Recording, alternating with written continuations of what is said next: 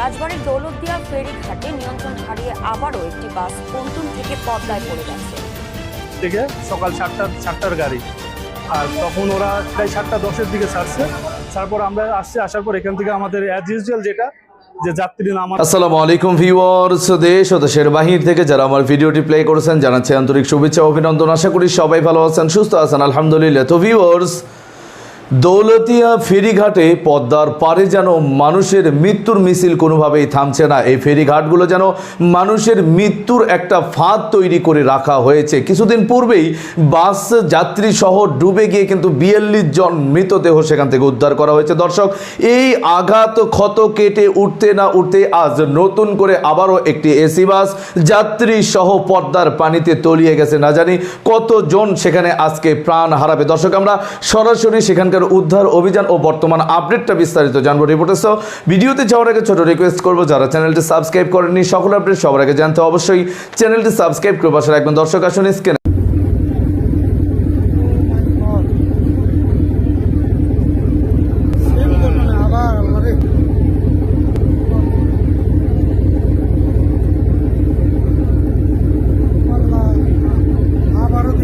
Same ঘটনায় ঘটলো, আবারও সেম ঘটনায় ঘটলো। বাস গেছে, আবারও সেম ঘটনায় ঘটছে। আল্লাহ, আবারও সেম ঘটনায় ঘটছে।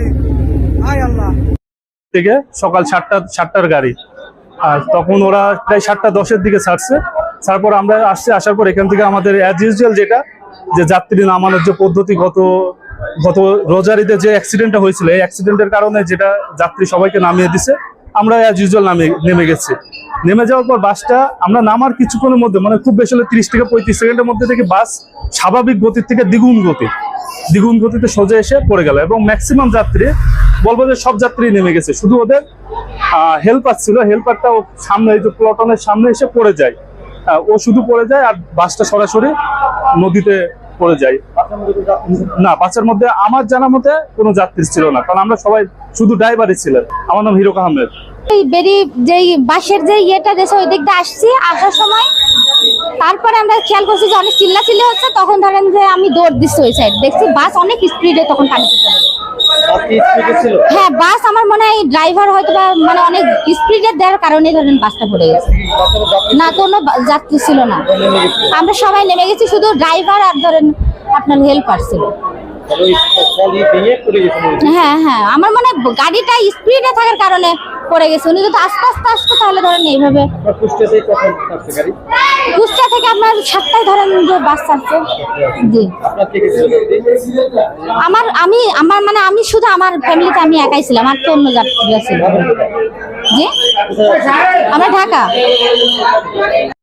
একটা 25-এর দিকে ফোন পাই যে একটা বাস 7 নম্বর ফেরিঘাট থেকে পড়ে গিয়েছে। তাৎক্ষণিকভাবে আমি এখানে এসে যেটা জানতে পারলাম বা আপনাদের মাধ্যমেও দেখেছেন, আমাদের যাত্রীদের সাথে আমরা কথা বলেছি। 9:25-এর দিকে কুষ্টিয়া থেকে ঢাকাগামী যে বাসটা এসেছিল সেখানে যাত্রীর আনুমানিক 40 জন ছিল। তারা সবাই নিশ্চিত করেছে যে তারা সবাই নেমে গিয়েছে বাস থেকে। বাসে শুধু ড্রাইভার আর হেল্পার ছিল। তখন এই ফেরিতে কিন্তু বাসটার ওঠারও কথা ছিল না। বাসটা যখনই নিয়ন্ত্রণ হারিয়ে ফেলে, ড্রাইভার হেল্পার বাস থেকে নেমে যায় এবং ড্রাইভার পানির মধ্যে পড়ে যাওয়ার পরে তাকে উদ্ধার করে হসপিটালে নেওয়া হয়। আমরা রয়েছে দৌলতদিয়া ফেরিঘাটে, যেই ঘাটটি দিয়ে সকাল 9টার পরে এসবি পরিবহনের একটি বাস এই যে ফেরিঘাট থেকে কিন্তু আবার পদ্মায় ডুবে যায়।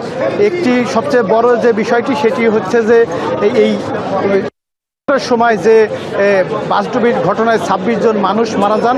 এরপরে একটি নিয়ম আসলে করেন বিআইডব্লিউটিএ কর্তৃপক্ষ, টিসি কর্তৃপক্ষ, যে বাসের সমস্ত যাত্রীকে আসলে নেমে ফেরিতে উঠতে হবে।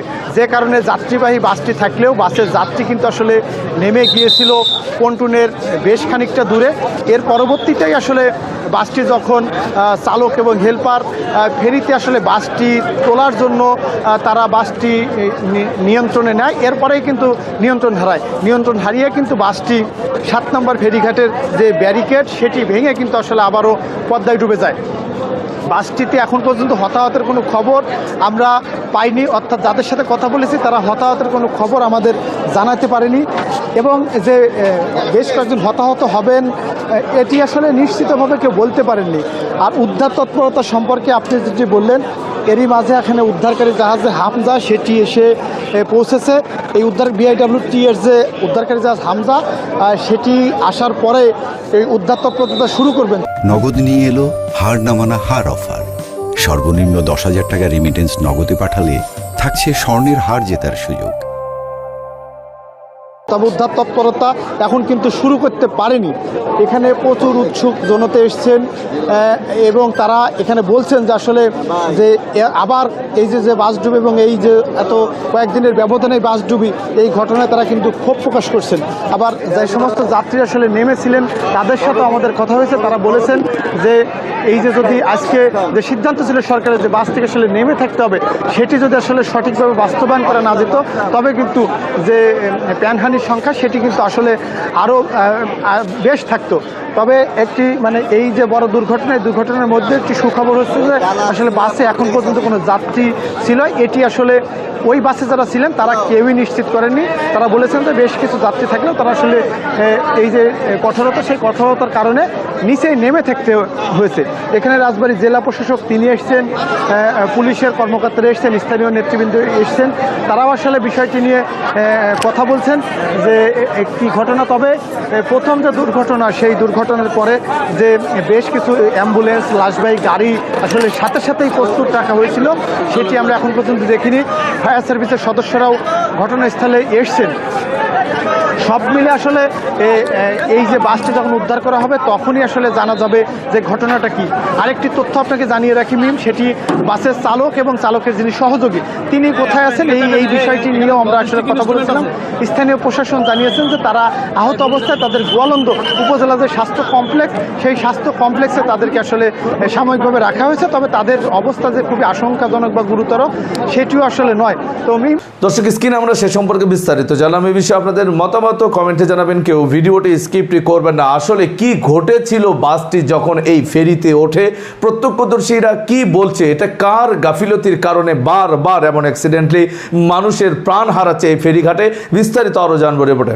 চলছে সেই উদ্ধার অভিযানে ফায়ার সার্ভিস, পুলিশ এবং যে হামজা, এই হামজার বাসটি টেনে তুলে উপরের দিকে নেয়ার জন্য পর্যায়ক্রমে চেষ্টা করছে। এখন এই যে SB সুপার ডিলাক্স এই বাসটি আজ 9:30টার সময় দৌলতদিয়া 7 নম্বর ফেরিঘাটে ফেরিতে ওঠার পরে সেটি পানিতে পড়ে যায়, অর্থাৎ পদ্মা নদীতে পড়ে গিয়ে সেটা নিমজ্জিত হয়। এই সময় যদিও সৌভাগ্যবশত সকল যাত্রী আগে থেকেই নামিয়ে রাখা হয়েছিল, শুধুমাত্র হেল্পার এবং ড্রাইভার এই বাসটিতে অবস্থান করছিল, যে কারণে বাসটি সাথে সাথে ডুবে যাওয়ার পরে এই হেল্পার এবং ড্রাইভারকে উদ্ধার করে স্থানীয় উপজেলা স্বাস্থ্য কমপ্লেক্স অর্থাৎ গোয়ালন্দ উপজেলা স্বাস্থ্য কমপ্লেক্সে ভর্তি করা হয়েছে বলে জানিয়েছেন গোয়ালন্দ ইউনো। আর পাশাপাশি BIWTর পক্ষ থেকে খবর পাওয়ার পরে, এই দুর্ঘটনা ঘটার পরেই দ্রুত হামজা এসে তাদের উদ্ধার কার্যক্রম শুরু করে। এখন দেখা যাচ্ছে, আমরা দর্শককে দেখাতে পাচ্ছি যে এখন উদ্ধার অভিযানের অংশ হিসাবে হামজা এই বাসটি যেই পদ্মা নদীর যে তলদেশে ডুবেছিল অর্থাৎ পল্টনের পাশেই, সেটি দেখা যাচ্ছে যে এখন পর্যন্ত উঠানোর কার্যক্রম চলছে। আর এই কার্যক্রমে ফায়ার সার্ভিস এবং পুলিশ, র্যাব, পাশাপাশি সেনা সদস্য এখানে অবস্থান করছে এবং ঘাট এলাকায় উৎসুক জনগণ অবস্থান করছে, যেহেতু গত কয়েক মাস আগে অর্থাৎ মার্চ মাসেই এমন একটি দুর্ঘটনা ঘটেছিল যেখানে 26 জনের প্রাণহানি হয়েছিল। সেই বড় ধরনের দুর্ঘটনার থেকে শিক্ষা নিয়ে কিছুটা প্রস্তুতি থাকলেও এই বাসটি কিভাবে পড়েছে এবং বাসটি কিভাবে পানিতে পড়ে গেল সেটি হয়তো তদন্ত করে দেখবে। কিন্তু হতাহতের যে খবর সেটি আশাব্যঞ্জক, যে কেউ এখনো পর্যন্ত নিহত হননি, অর্থাৎ সকল যাত্রী বাস থেকে নেমে যাওয়ার কারণে এই বাসে কোনো যাত্রী ছিল না এবং বাসে শুধুমাত্র হেল্পার এবং ড্রাইভার ছিল। তাদেরকে উদ্ধার করে গোয়ালন্দ উপজেলা স্বাস্থ্য কমপ্লেক্সে চিকিৎসা দেওয়া হচ্ছে।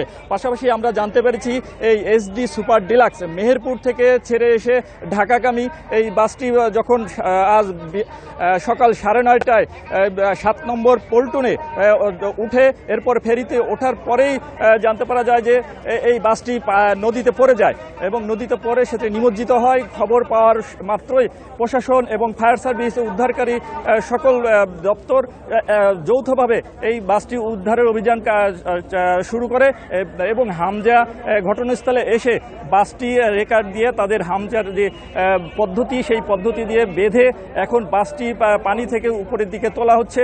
দেখা যাচ্ছে বাসে এখনো পর্যন্ত যে ঈদগামী ঈদের ছুটির পরে ঢাকার যে যাত্রীরা ছিল তাদের লাগেজগুলো এই বাসের ভিতরে দেখা যাচ্ছে এবং এইগুলো সংরক্ষণ করে রাখছে প্রশাসন এবং প্রশাসন তারা নির্বিঘ্নে যাতে কাজ করতে পারে সে কারণে তারা উৎসুক জনগণ এবং সংবাদকর্মী সহ সবাইকে সতর্ক হয়ে দূর থেকে কাজ করার জন্য আহ্বান জানাচ্ছে এবং সকলকে একটু দূরে অবস্থান করে নিরাপদ অবস্থানে দূরে অবস্থান করতে বলা হচ্ছে। পাশাপাশি দেখা যাচ্ছে এখানে সেনাবাহিনী, পুলিশ, র্যাব, আইন শৃঙ্খলার সকল বাহিনী সদস্যরাই এখানে উপস্থিত হয়ে আইন শৃঙ্খলার কাজ সহ এই উদ্ধার অভিযানের সহযোগিতা করছে, যে কারণে এই উদ্ধার অভিযান এখনো পর্যন্ত অব্যাহত আছে। আর বিআইডব্লিউটি যেটা বলেছেন, বিআইডব্লিউটির পক্ষ থেকে এখনো পর্যন্ত কোনো বিষয় সংবাদকর্মীকে জানানো হয়নি। তারা এখন উদ্ধার অভিযান নিয়ে ব্যস্ত আছেন। তারা উদ্ধার অভিযান সমাপ্ত করে হয়তো তারা এই বিষয়ে সামগ্রিক বিষয়টা তুলে ধরবেন সাংবাদিকদের কাছে যে কী কারণে কিভাবে কার গাফিলতির কারণে এই বাসটি পানিতে ডুবে গেল। যেহেতু গত মার্চ মাসে এই পদ্মা নদীতে একটি বড় ধরনের দুর্ঘটনা সংঘটিত হয়, সেদিন সৌহার্দ্য পরিবহনের একটি বাস এই পদ্মা নদীতে নিমজ্জিত হয়ে 26 জনের প্রাণহানি হয়। যদিও সৌভাগ্যের কথা আজকে যে বাসটি পদ্মা নদীতে ডুবেছিল সেখানে কোনো হতাহতের খবর আমরা এখনো পর্যন্ত নিশ্চিত পাইনি এবং প্রশাসনও নিশ্চিত করে বলেছে এখনো পর্যন্ত কেউ হতাহত হয়নি। শুধুমাত্র হেল্পার এবং ড্রাইভার আহত থাকায় তাদেরকে তাৎক্ষণিক উদ্ধার করতে সক্ষম হয়েছে। এই পদ্মা নদী থেকে তাদেরকে উদ্ধার করে গোয়ালন্দ উপজেলা স্বাস্থ্য কমপ্লেক্সে ভর্তি করে তাদেরকে চিকিৎসা দেওয়া হচ্ছে। উদ্ধার অভিযান এখনো চলছে। উদ্ধার অভিযান সমাপ্ত হলে পরবর্তী তদন্ত কমিটি বা আইনগত ব্যবস্থা ও সামগ্রিক বিষয় প্রশাসন ব্যবস্থা নেবেন। আমরা এখানে কোস্টগার্ডকে দেখতে পাচ্ছি। আমরা coast guard, fire service, RAB, police এবং সেনা সদস্যরা এই উদ্ধার অভিযান এবং সামগ্রিক পরিবেশ রক্ষায় তারা কাজ করছেন। দর্শক, স্ক্রিনে আমরা সে সম্পর্কে বিস্তারিত জানলাম। সো ভিডিও এ পর্যন্ত। ভালো লাগলে লাইক অ্যান্ড কমেন্ট করবেন। দেশের সকল আপডেট সবার আগে জানতে অবশ্যই চ্যানেলটি সাবস্ক্রাইব করে পাশে রাখবেন। দেখা হবে পরবর্তী ভিডিওতে ইনশাআল্লাহ। আসসালামু আলাইকুম ওয়া রাহমাতুল্লাহ।